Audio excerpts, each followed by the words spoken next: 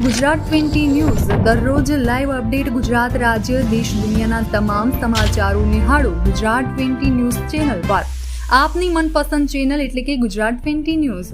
ધોળકામાં દિવ્યાંગો દ્વારા નારિયેળની કાચલીમાંથી બનાવતા સ્વદેશી દીવા આકર્ષણનું કેન્દ્ર બન્યા। દિવાળી હવે ગણતરીના દિવસો બાકી છે ત્યારે આ પર્વ તે સંપૂર્ણ ભારત વર્ષમાં હર્ષોલ્લાસથી ઉજવાય છે, જેમાં દીપક પ્રજ્વલિત કરવાનું શુભ માનવામાં આવે છે।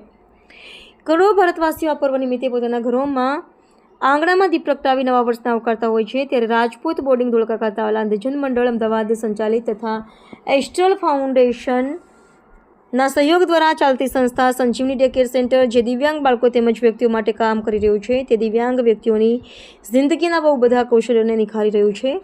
આ કૌશલ્યોને નિખારવા એક બીજું જે કામ કરે છે તે દિવ્યાંગ વ્યક્તિઓએ વ્યવસાયિક તાલીમ આપવાનું છે।